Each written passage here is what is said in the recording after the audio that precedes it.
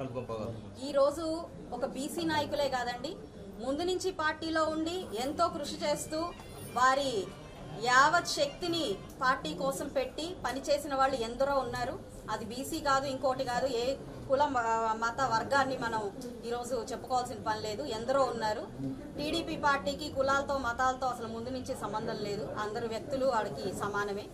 అయితే ఈరోజు కేవలం ఎన్నడూ ఒక బీసీగా, ఒక మహిళగా, ఒక రజక కుల ప్రతినిధిగా చట్టసభల్లో లేరు.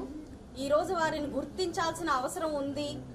మన ప్రజల్లో 4% ఉన్న వారిని గుర్తించి చట్టసభల్లోకి తీసుకురావాల్సిన అవసరం ఉంది అని చంద్రబాబు నాయుడు గారు దృఢ నిశ్చయించుకున్నారు. అందులో భాగంగా ఈ అవకాశం నాకు దక్కిందే గాని ముందు నుంచి కృషి చేస్తున్న నాయకుల్ని కాదని నాకు ఇవ్వాల్సిందిగా వారి ఆలోచన కాదు. ఖచ్చితంగా ఇది అధిష్టాన నిర్ణయం. అందరూ చాలా కూలంకషంగా ఆలోచించే ఈ నిర్ణయాన్ని తీసుకున్నారు. కాబట్టి మేము కూడా ముందు ఉన్న నాయకుల దిశానిర్దేశంతో వారికి ఉన్న అనుభవాన్ని ముందుగా వారిని సంప్రదించి అందరినీ కలుపుకొని మా వంతు కృషిగా మేము ఈ రాష్ట్రాభివృద్ధిలో భాగం అవుతామండి. నేను మీ మాధవి, గుంటూరు పశ్చిమ నియోజకవర్గం. ఈరోజు ఒక బీసీ మహిళగా నన్ను గుర్తించి, అందున ఒక రజక కులానికి చెందిన ఒక ఆడపడుచుగా నన్ను గుర్తించి ఇంతటి సదావకాశాన్ని నాకు ఇచ్చినందుకు నారా చంద్రబాబు నాయుడు గారికి, అన్న లోకేష్ అన్నకి, మరియు కూటమి సభ్యులైన, కూటమి నాయకులైన పవన్ కళ్యాణ్ గారికి, మోడీ గారికి కృతజ్ఞతలు. ఈరోజు రాష్ట్రంలో ఎన్నో సమస్యలు ఉన్నాయి. అభివృద్ధి అనేది ఎంతో వెనకబాటుతనంలో ఉంది. ఇవన్నీ గమనించి ఏదైనా నా వంతుగా కృషి చేద్దాము అని నేను ఇలాగా రాజకీయ రంగప్రవేశం చేయడం జరిగింది. ఈరోజు ఇక్కడ ఎంతో మంది బీసీ సోదరుమణులు ఉన్నారు. నా రజక సోదరీమణులు నన్ను అభినందించడానికి, ఆశీర్వదించడానికి వచ్చారు. వారందరికీ పేరు పేరున పాదాభివందనాలు తెలియజేసుకుంటున్నారు. రాష్ట్ర అభివృద్ధి లక్ష్యంగా, ప్రజల సంక్షేమమే ధ్యేయంగా ఈరోజు నారా చంద్రబాబు నాయుడు గారు ఒక కూటమిగా ఏర్పడి ప్రజా శ్రేయస్సు కోసం నడుం బిగించారు. అందులో నా వంతు ప్రయత్నంగా నేను సదా వారికి వెన్నుదన్నుగా ఉంటాను.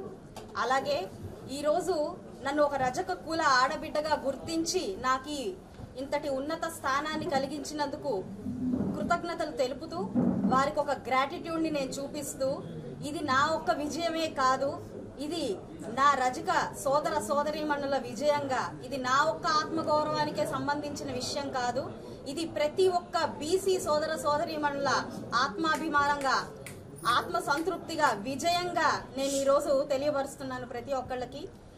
అంతేకాకుండా ఇది ఒక మహిళగా, ప్రతి ఒక్క మహిళ విజయంగా నేను దీన్ని భావిస్తున్నాను. సదా వారి సంక్షేమం కోసం, వారి అభివృద్ధి కోసం, వారి బాధల పరిష్కారం కోసమే నేను ఇక్కడ ఉన్నాను. ప్రతి ఒక్కరి గొంతు నా గొంతు చేసుకొని చట్టసభల్లోకి వెళ్ళి వారి తరపుగా నేను మాట్లాడతాను. వారికి కావాల్సింది ఏది అయినా నేను చూసుకుంటాను అని ఈ మీడియా పూర్వకంగా నేను హామీ ఇస్తున్నాను. సేవ ఒక్కటే మార్గం, సేవ ఒక్కటే ధ్యేయంగా నేను ఈరోజు అందరి ముందుకు వచ్చాను. రాజకీయ రంగం మాకు ముందుగా ఎప్పుడు మాకు రాజకీయ రంగం తెలీదు. అయినా కూడా ఈరోజు నేను ముందుకు వస్తున్నాను అని అంటే కేవలం ప్రజా సంక్షేమం, ప్రజా అభివృద్ధే లక్ష్యంగా వస్తున్నాను. ఇందుకు ఏమి కోల్పోవాల్సి వచ్చినా, ఏమి నేను వదులుకోవాల్సి వచ్చినా సిద్ధంగా ఉన్నాను. ఖచ్చితంగా మన రాష్ట్రాభివృద్ధి జరిగి తీరుతుంది. ప్రతి ఒక్కరూ సరైన నిర్ణయం తీసుకోవాల్సిందిగా విజ్ఞప్తి చేస్తున్నాను. ప్రగతిలో భాగమయ్యే వాళ్ళని, ప్రజలని ప్రగతి బాట పట్టించే వాళ్ళని మాత్రమే ఎన్నుకోవాల్సిందిగా కోరుకుంటున్నాను. అలాంటి వ్యక్తులలో, అలాంటి నాయకుల్లో ముందు ఉండేవారు మన నారా చంద్రబాబు నాయుడు గారు. ఆయన ఆదర్శాలు, సిద్ధాంతాలు, సూత్రాలు మనందరికీ తెలియనివి కాదు. అలాంటి నాయకులు ఈరోజు రాష్ట్రానికి ఉండడం ఎంతో ముఖ్యం. ఆ నాయకత్వంలో నేను ఒక చిన్న సమిధగా, ఒక చిన్న ప్రతినిధిగా ఈరోజు నేను ముందుకు వస్తున్నాను. అంతటి నాయకత్వం నా మీద గొడుగుగా ఉన్నప్పుడు నేను మీకోసం ఎంత చేస్తానో ఒకసారి ఆలోచించుకోండి. ప్రతి ఒక్కళ్ళు సైకిల్ గుర్తుకు మీ ఓటు వేయండి. మన రాష్ట్రాన్ని, మన ఈ నియోజకవర్గాన్ని ప్రగతి బాటలో పరిగెత్తించాల్సిందిగా నేను కోరుకుంటున్నాను.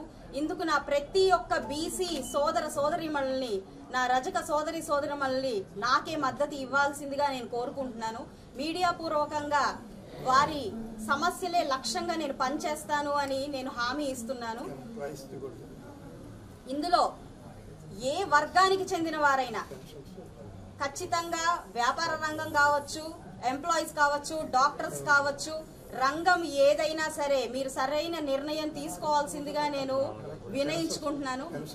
మా నాన్నగారు ఒక గవర్నమెంట్ ఎంప్లాయీ, క్యాట్ ఉద్యోగి. ఎంప్లాయీస్ పడే బాధలు, వారు కోరుకునే చిన్న చిన్న విషయాలు, చిన్న చిన్న కోరికలు నాకు చాలా బాగా తెలుసు.